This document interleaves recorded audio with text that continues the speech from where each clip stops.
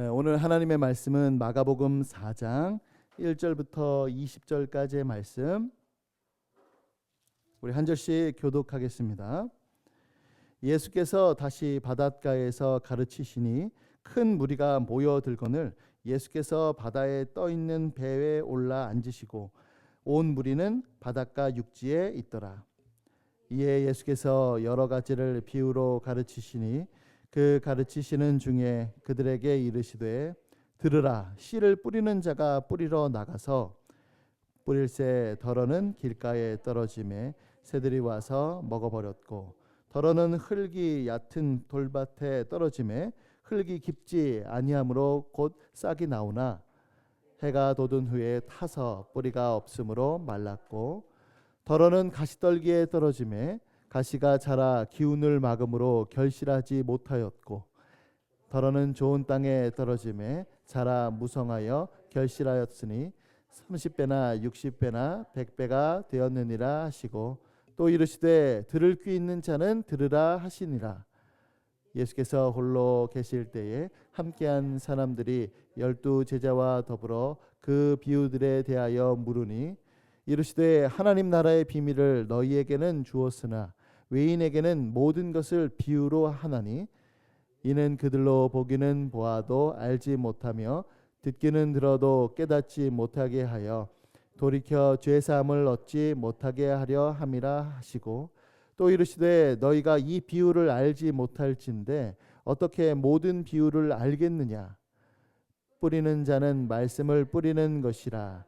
말씀이 길가에 뿌려졌다는 것은 이들을 가리킴이니 곧 말씀을 들었을 때에 사탄이 즉시 와서 그들에게 뿌려진 말씀을 빼앗는 것이요, 또 그와 같이 돌밭에 뿌려졌다는 것은 이들을 가리킴이니 곧 말씀을 들을 때에 즉시 기쁨으로 받으나 그 속에 뿌리가 없어 잠깐 견디다가 말씀으로 인하여 환난이나 박해가 일어나는 때에는 곧 넘어지는 자요, 또 어떤 이는 가시떨기에 뿌려진 자니 이들은 말씀을 듣기는 하되 세상의 염려와 재물의 유혹과 기타 욕심이 들어와 말씀을 막아 결실하지 못하게 되는 자요, 좋은 땅에 뿌려졌다는 것은 곧 말씀을 듣고 받아 30배나 60배나 100배의 결실을 하는 자니라.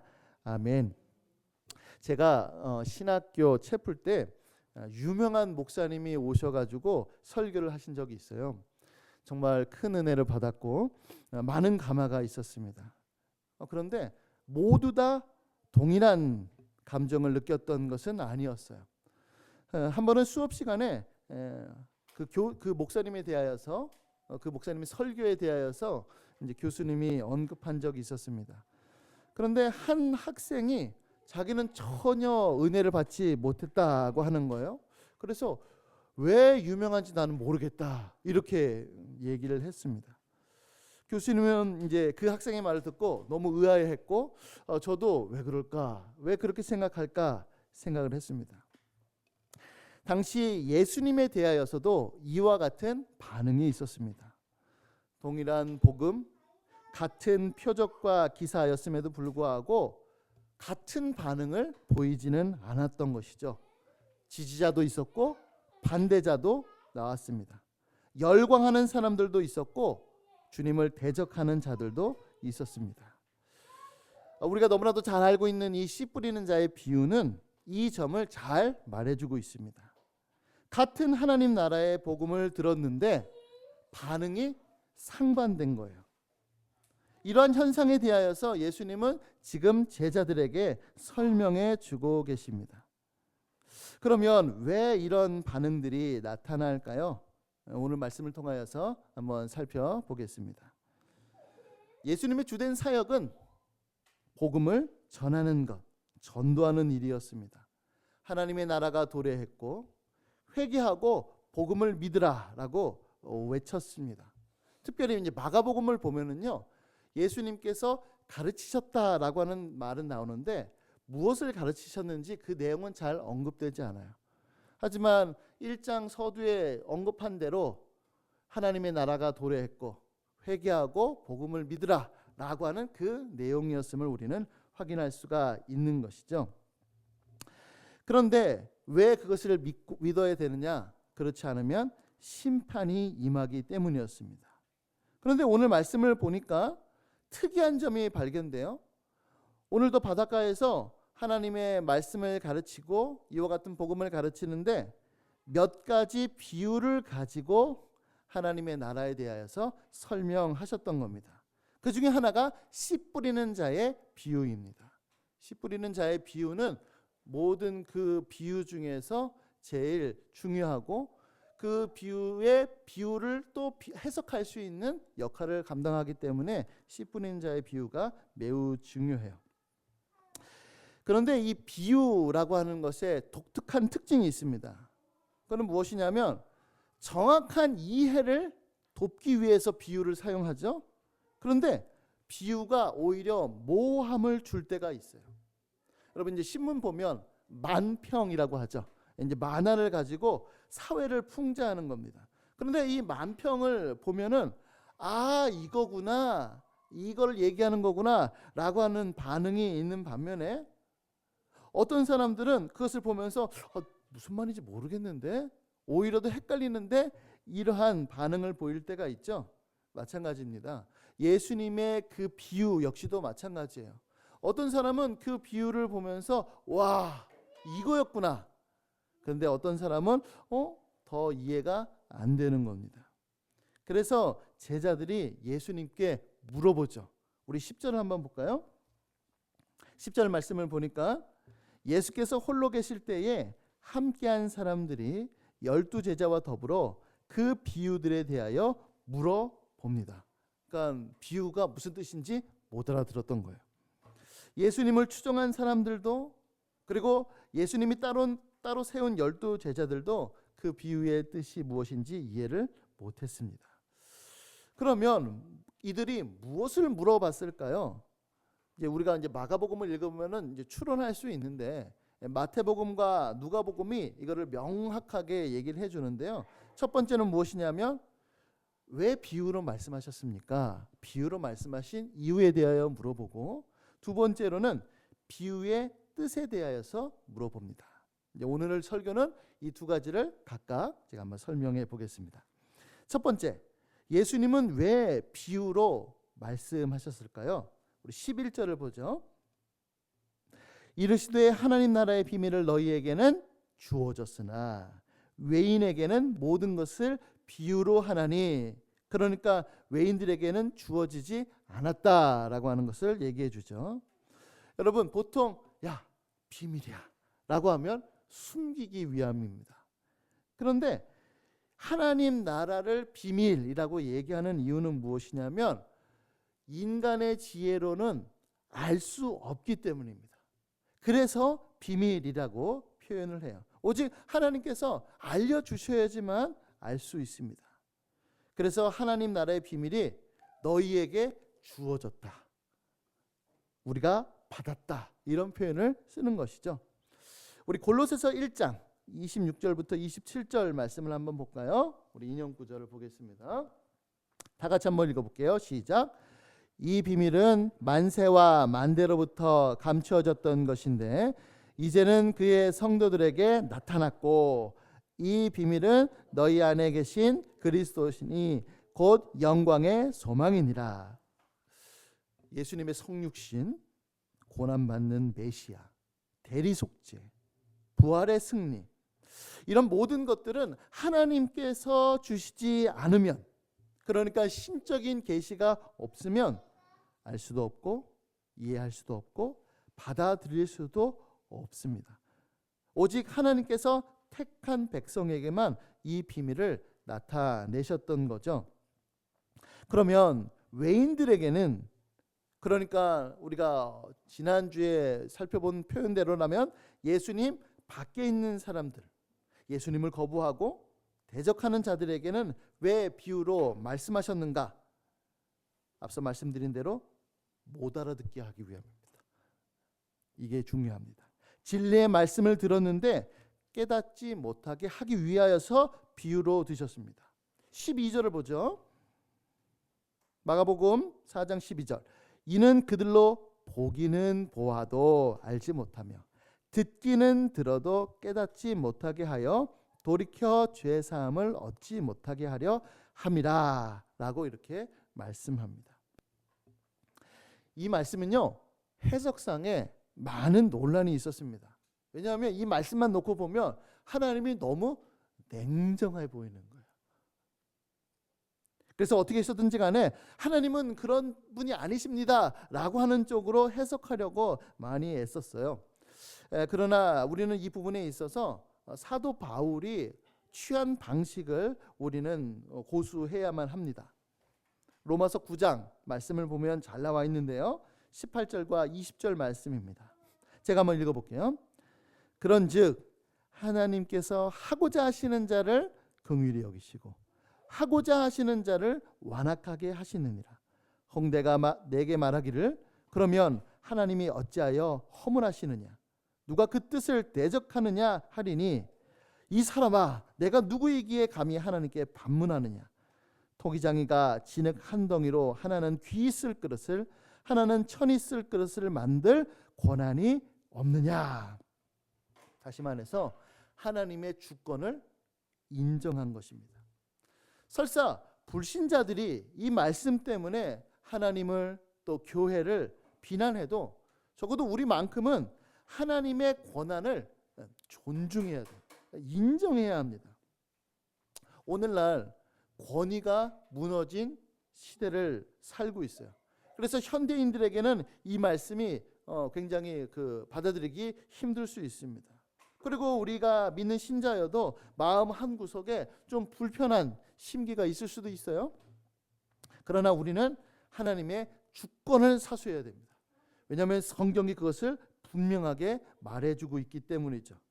이 사람과 이 사람 중에서 누구를 구원하실까? 그 주권, 그 권한은 오직 하나님께만 있습니다. 우리는 이것을 사수해야 되고 이 길이 하나님의 영광을 지키는 길입니다. 여러분, 복음은 좋은 소식이죠. 아름다운 소식입니다. 모든 사람들에게 그럼에도 불구하고 동일하게 들리지는 않아요. 여러분, 그리스도의 십자가는 유대인들에게는 어떻게 들렸죠? 무능하게 들렸습니다. 헬라인들에게는 무지하게 들렸어요. 그러나 우리에게는 십자가가 하나님의 능력이고 하나님의 지혜입니다. 여러분, 복음을 전하는 우리는 하나님 앞에서 그리스도의 향기입니다. 좋은 냄새예요. 그러나 망하는 자들에게는 죽음에 이르는 죽음의 냄새고, 구원받는 우리 사람들에게는 생명의 냄새가 되는 것입니다. 그러므로 예수님께서 비유로 말씀하신 그 이유, 바로 믿는 자들에게, 택한 자들에게, 하나님께서 원하시는 자들에게는 그것을 듣고 하나님께로 돌이키기 위함이고, 또한 택함받지 못한 사람들에게는 오히려 더 믿지 못하고 그들이 예수님께로 오지 못하도록 하기 위함이죠.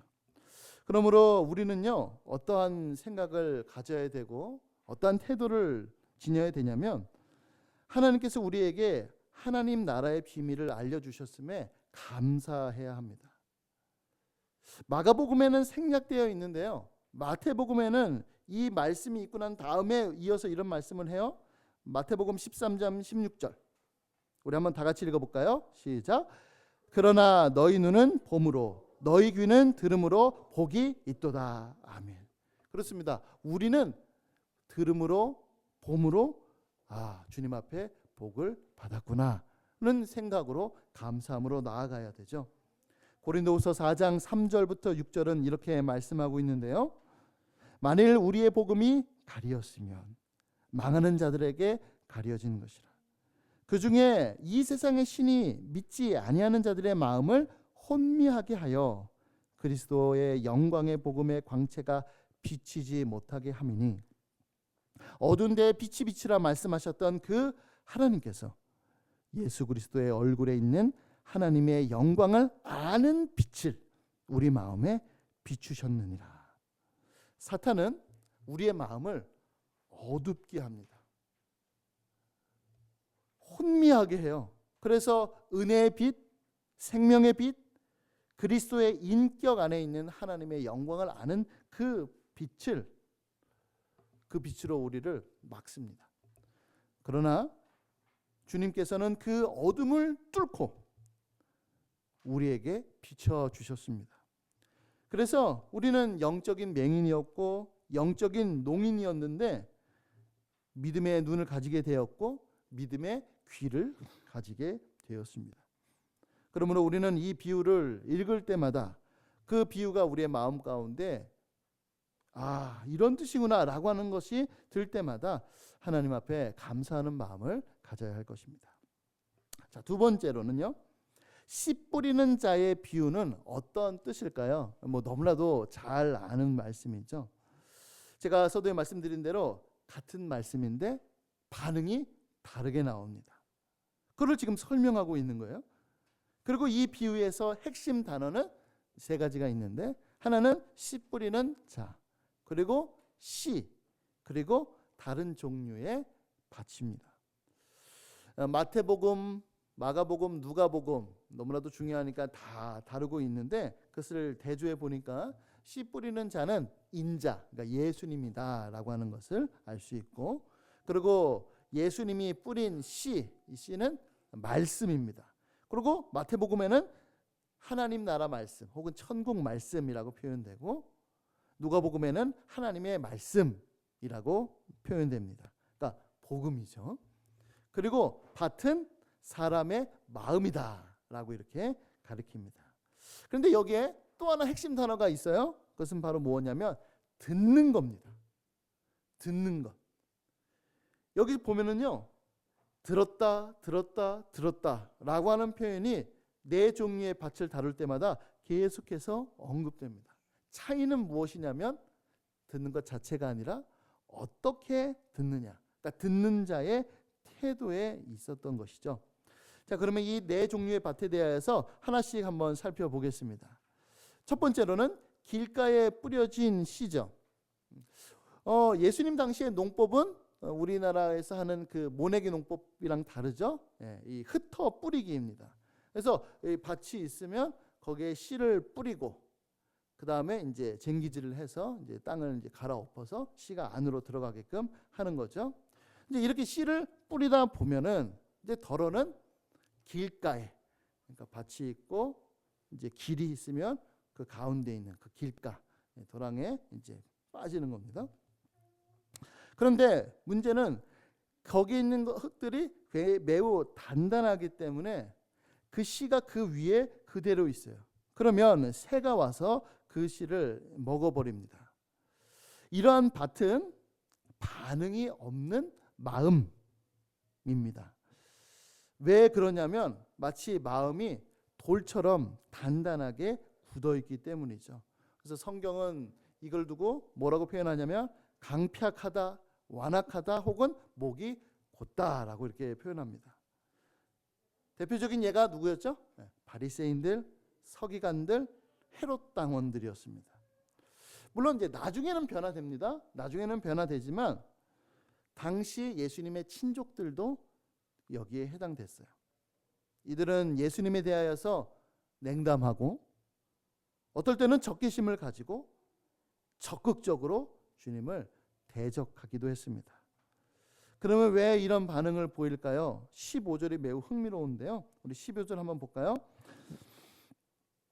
말씀이 길가에 뿌려졌다는 것은 이들을 가리킴이니 곧 말씀을 들었을 때, 그렇죠? 말씀을 듣습니다. 안 듣는 게 아니에요. 사탄이 즉시 와서 그들에게 뿌려진 말씀을 빼앗는 것이다. 생각할 틈을 안 줍니다.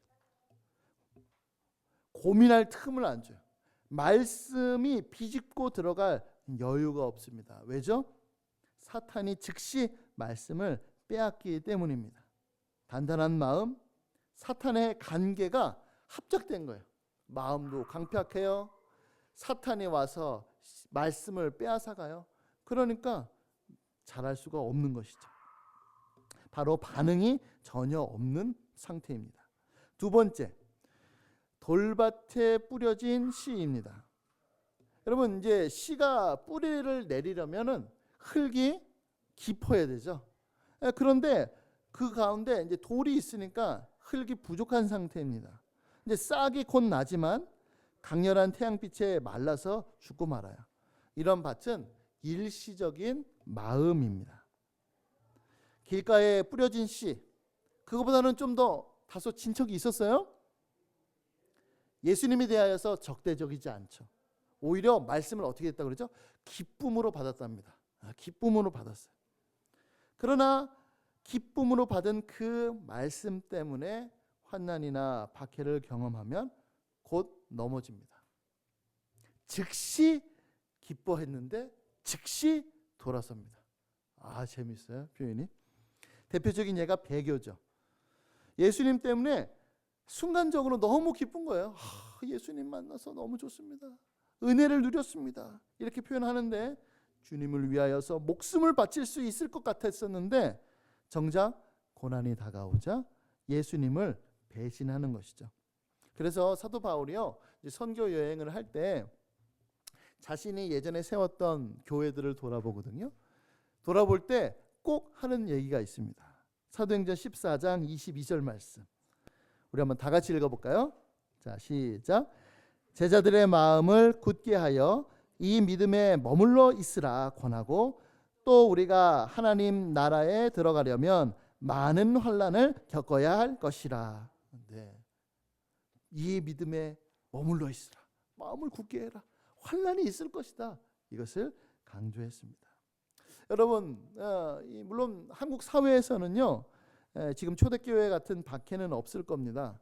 그러나 우리가 사는 이 사회는 지금 더 보면은 기독교 신앙에 대한 압박이 있습니다. 예를 들어서 회사를 다니는데 직장 상사가 교회를 다닌다는 이유만으로 그 사람에게 불이익을 줄 수도 있고 또 스트레스, 그러니까 은근히 막 비꼴 수도 있죠.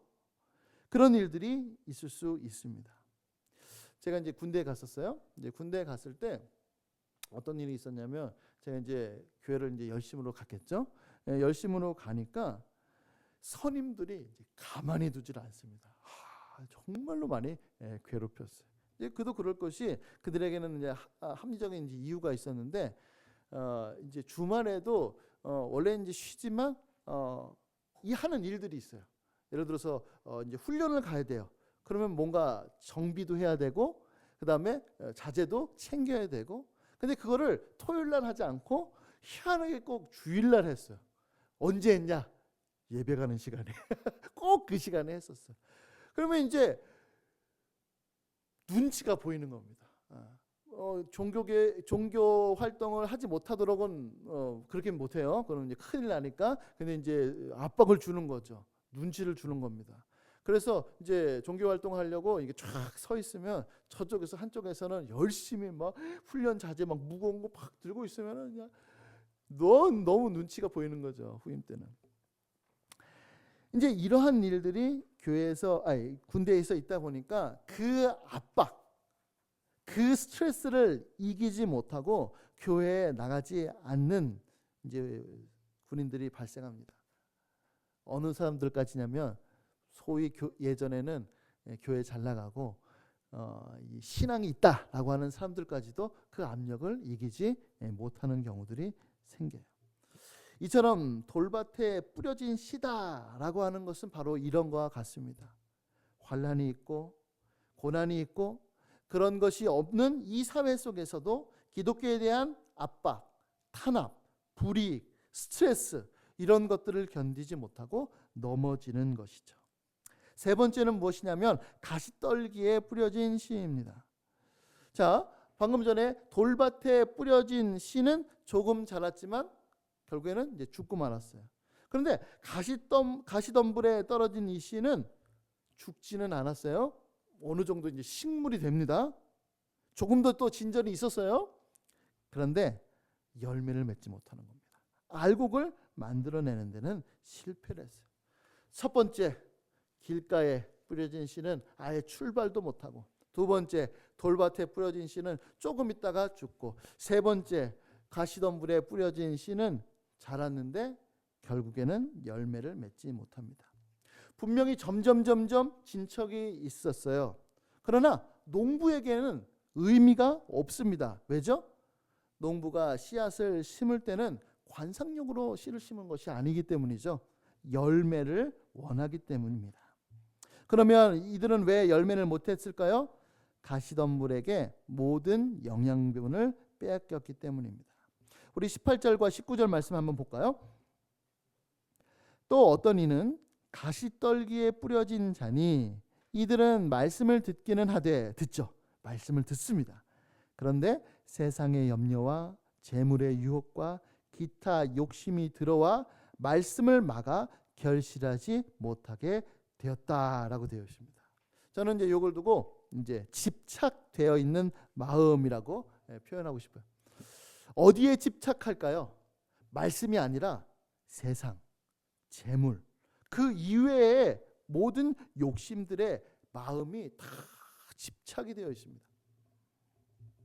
마음이 지금 어디가 있어요? 콩밭에 가 있는 거예요. 사람의 모든 영양분, 그러니까 쉽게 얘기하면 나의 모든 에너지, 모든 관심, 모든 그런 것들이 다 다른데 빼앗겨 버립니다. 대표적인 예가 누구냐면 부자 청년이죠. 그는 율법을 준행하는 사람이었어요. 영생에 관심이 있었습니다. 더욱이 예수님께도 호감이 있어서 찾아오기도 했어요. 그러나 그가 가지고 있는 돈, 그 돈과는 바꿀 수가 없었던 겁니다. 어떻게 하면 잘 살 수 있을까?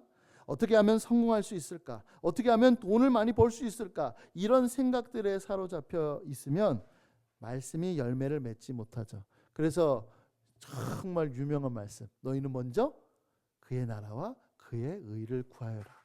이 말씀이 그런 의미에서 말씀하신 겁니다. 누가복음에는 이렇게 묘사하고 있는데요. 우리 인용 구절 한번 볼까요?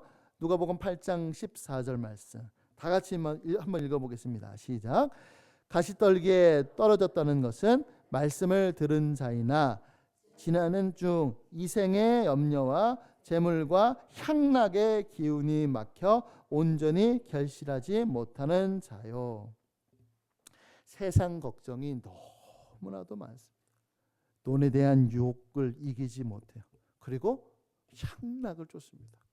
이것이요, 향락을 쫓았을 때 나타나는 모습이 쾌락으로 나타날 수도 있어요. 그런데 어떤 경우에는 무절제로 나타날 수도 있고 어떤 경우에는 태만과 게으름으로 나타날 수도 있습니다. 그것이 무엇이 되었든지 간에 말씀의 열매를 맺지 못하게 막아버리는 것이죠. 마지막 네 번째, 좋은 땅에 뿌려진 씨입니다. 지금까지는 결실을 맺지 못하는 이유에 대해서 계속해서 설명했죠. 그런데 이 비옥한 땅은 이제 방해 요소가 전혀 없기 때문에 열매를 맺습니다. 그래서 반응이 있는 마음밭이죠. 20절을 볼까요? 20절에 보니까 좋은 땅에 뿌려졌다는 것은 곧 말씀을 듣고 받아 30배나 60배나 100배의 결실을 했다라고 말씀합니다. 어떻게 반응했다고 나오죠? 말씀을 받았다라고 이렇게 표현을 합니다. 마태복음에는요, 말씀을 듣고 깨달았다라고 이렇게 표현을 하고, 누가복음에 보니까 아주 흥미롭게 표현하고 있어요. 누가복음 8장 15절 말씀, 우리 인용구절 한번 볼까요? 같이 읽어보겠습니다. 시작. 좋은 땅에 있다는 것은 착하고 좋은 마음으로 말씀을 듣고 지키어 인내로 결시하는 자이니라. 사탄에게 빼앗기지 않았어요. 환난 속에서도 말씀을 지켰어요. 세상 즐거움을 다 버리고 결국에는 결실하였습니다. 자, 흥미로운 게 뭐냐면은요, 지금 보면은 이제 원문까지 안 가고 마태복음을 보면 잘 나오는데 이렇게 나와요. 덜어는 30배, 덜어는 60배, 덜어는 100배 이렇게 나옵니다. 그러니까 어떤 씨는 똑같은데 차이가 있는 거예요. 마찬가지로 모든 사람들에게는, 그러니까 모든 믿는 신자들에게는 동일한 열매가 맺습니다.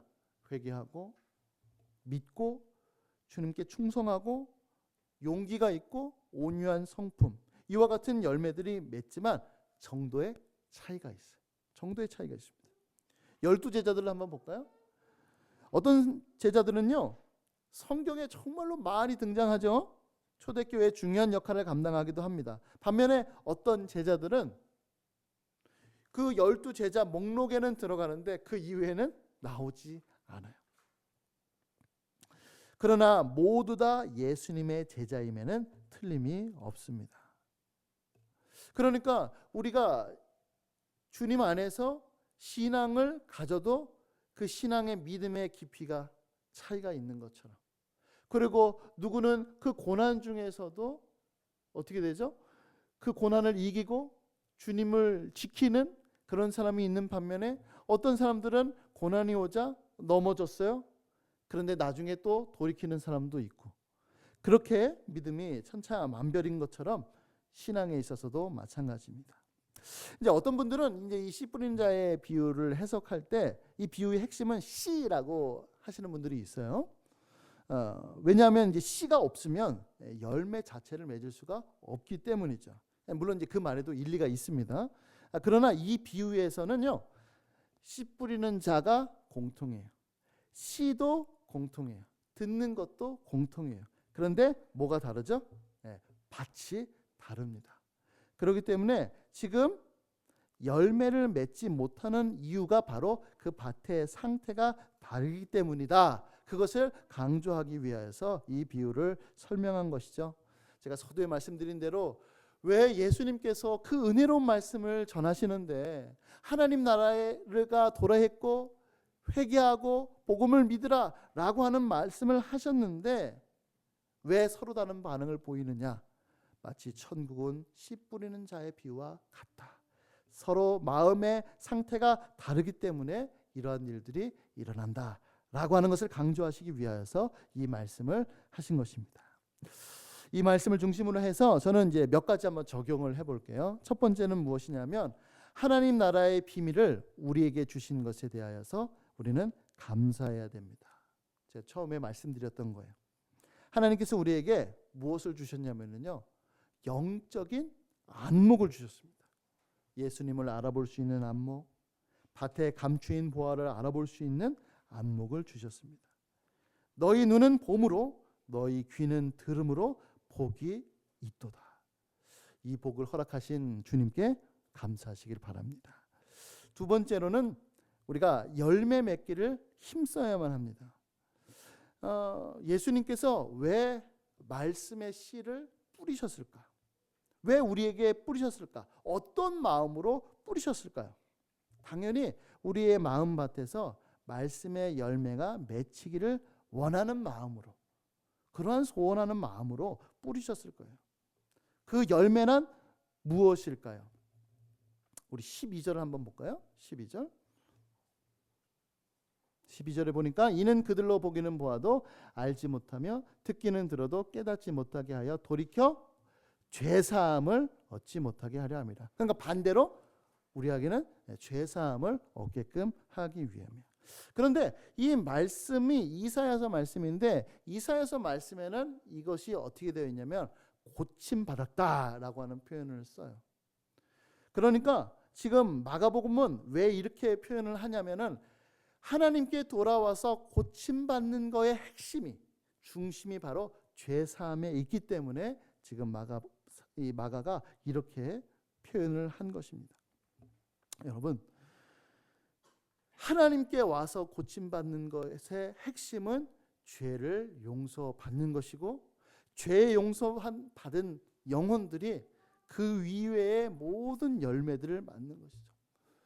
우리가 잘 알고 있는 대로 성령의 9가지 열매, 그런 모습들이 나타나는 것, 주님께서 원하시는 겁니다.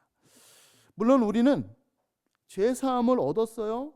다른 영적인 열매들을 맺고 있습니다. 그런데 때론 우리의 마음밭이 이 열매를 맺는데 어려움을 겪을 때가 있어요. 저는 이제 가끔 이런 생각을 하는데요. 야, 이 말씀을 읽는데 왜 아무런 감동이 없을까? 왜 아무런 느낌이 없을까? 이제 성경을 읽으면서 늘 갖는 고민입니다.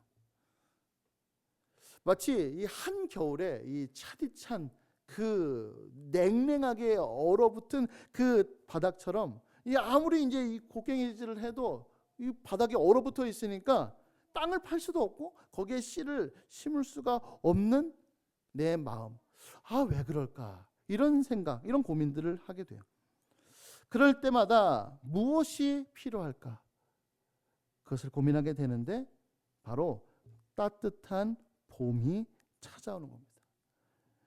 우리의 얼어붙은 마음을 녹일 영적인 봄을 기다리는 것이죠. 우리는 이것을 두고 부흥이라고 표현합니다.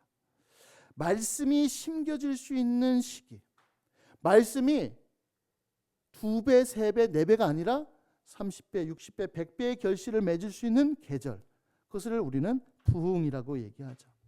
이러한 부흥이 개인적으로 올 수도 있고요, 18세기 대부흥 때처럼 대규모로 올 수도 있고, 어떨 때는 약하게 올 수도 있고, 어떨 때는 너무나도 강력하게 임할 수도 있습니다. 물론 이것은 성령님의 주권이죠. 그러나 성령의 부흥을 구하는 것, 주님 저희에게 부흥을 주시옵소서라고 기도하는 것은 우리의 의무고, 그 의무를 넘어선 우리의 간절한 바람입니다. 여러분 모두 열매 맺기를 원하시죠? 아멘이시죠? 아멘입니다. 성령의 역사가 있게 해달라고, 부흥이 있게 해달라고 우리는 기도해야 합니다.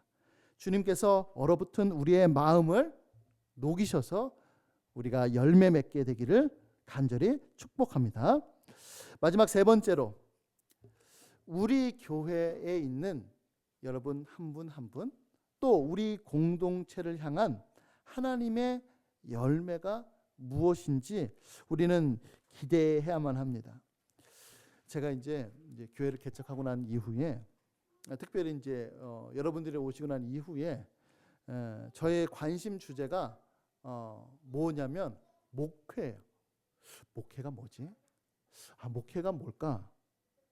이거에 대해서 고민을 해요. 예전에는 성경 잘 가르치고 웨스트민스터 표준문서, 하이델베르크 요리문답 이런 거 잘 가르치는 데 관심이 있었어요. 물론 지금도 있습니다. 지금도 있는데, 그러나 제가 지금 더 관심을 갖고 있는 것은 여러분 한 분 한 분 한 분의 삶이에요. 인생 자체예요. 거기에 더 관심이 있어요. 예전에는 목사님 말씀 너무 좋았어요. 목사님 오늘 나눔 너무 좋아요. 이러면 내가 사역 잘했다 이렇게 생각을 했는데, 지금은 그렇게 생각이 들지 않고 주님께서 내게 영혼들을 맡기셨는데 그 영혼들의 삶이 변화되어야 되는데, 그들의 삶이 열매를 맺어야 되는데 거기에 더 관심이 있습니다. 예전에 로이드 존스 목사님이 한 말이 제가 이제서야 조금 이해가 돼요. 뭐였냐면, 어떤 한 성도가 목사님 제가 드디어 예수님을 믿었습니다. 은혜를 너무 많이 받았어요 라고 하면서 로이드 존스 목사님한테 달려오면, 로이드 존스 목사님이 뭐라고 했는지 아세요? 좀 더 두고 봅시다. 좀 더 두고 봅시다. 이렇게 얘기한 거예요. 어떻게 너무 좀 그렇죠. 근데 그 말이 이해가 되는 거예요. 그때는 즉시 기쁠 수 있어요. 즉시 기쁠 수 있어요. 그런데 곧 주님을 배신할 수 있습니다. 그러니까 인생 전반을 보면서 끝까지 믿음을 잃지 않고 그 믿음을 지키면서 마지막까지 결실을 맺는 것, 제가 지금 갖고 있는 관심사예요. 자녀를 기르다 보니까 이런 생각이 들어요. 이 아이가 어떻게 컸으면 좋을까? 나중에 어떻게 자라면 좋을까? 어떤 사람이 되면 좋을까? 이런 생각을 하는데, 마찬가지로 여러분들을 보면서 여러분들의 그 삶 가운데, 인생 가운데 말씀의 열매를 잘 맺는 그와 같은 삶, 예수님을 닮은 사람들로 좀 성장했으면 좋겠다, 그런 마음, 제가 목사로서 갖는 꿈입니다. 한 걸음 더 나아가서 우리 이 교회, 이끄는 교회 공동체를 향한 관심이 있어요. 제가 며칠 전에 동기 목사님하고 얘기할 기회가 있었는데, 서로 사역에 대해서 고민을 나눴어요. 그분은 어떤 지금 계획을 갖고 있냐면, 교회를 개척하는데 요양원을 겸해서 하려고 해요. 그러니까 주 대상이 바로 이제 어르신들이죠. 그렇게 계획을 하는데 이제 우리가 다 알다시피 요양원은 이제 그분들이 이제 나이가 다들 많으시죠. 그리고 많은 분들이 이제 치매를 앓고 계세요. 그런데 그 목사님이 무슨 고민을 하고 있냐면 그 나이가 많으신 분들, 치매가 있는 분들, 그 공동체 가운데 하나님의 나라가 임한다는 것은 어떤 의미일까? 그분들 가운데 하나님의 통치가 역사하는 것은 어떻게 구현되는 걸까? 이게 잘 감이 안 잡힌다는 거예요. 그런 고민을 했습니다. 그러면서 저는 이제 자연스럽게 이제 우리 교회 여러분들의 생각이 나는 거예요. 하나님의 통치를 받는 이끄는 교회 도대체 어떤 모습일까? 하나님께서 이끄는 교회가 어떤 모습으로 잘 세워지고 어떤 모습으로 성장하기를 바라실까? 이러한 이제 궁금증, 이러한 기대감이 또 생겼습니다. 물론 저도 아직 잘 몰라요. 아직 잘 모릅니다. 근데 제가 여러분들에게 이거 말씀을 드리는 이유는 무엇이냐면 교회는 제가 교회 개척하면서 정말로 확실히 깨달았어요. 교회는 목사 혼자서 세우는 게 절대로 아니라는 걸 너무나도 절실하게 깨달았습니다. 함께 기도하고 함께 비전 그것을 꿈꾸는 것. 우리가 교회가 같이 해 나가야 될 것 같아요. 그래서 목사 한 사람의 비전이 아니고요. 그 모든 공동체의 비전이 되는 그런 교회가 세워지기를 간절히 축복합니다. 사랑하는 우리 이끄는 교회 성도 여러분, 말씀을 마치도록 하겠습니다. 오늘은 추수감사주일이에요. 본문이 기가 막히게 맞았어요. 열매를 맺도록 허락하신 하나님께 우리가 감사하며 더 많은 열매를 맺는 여러분 한 분 한 분, 그리고 우리 이끄는 교회 공동체가 될 수 있기를 예수님의 이름으로 간절히 축복합니다. 아멘.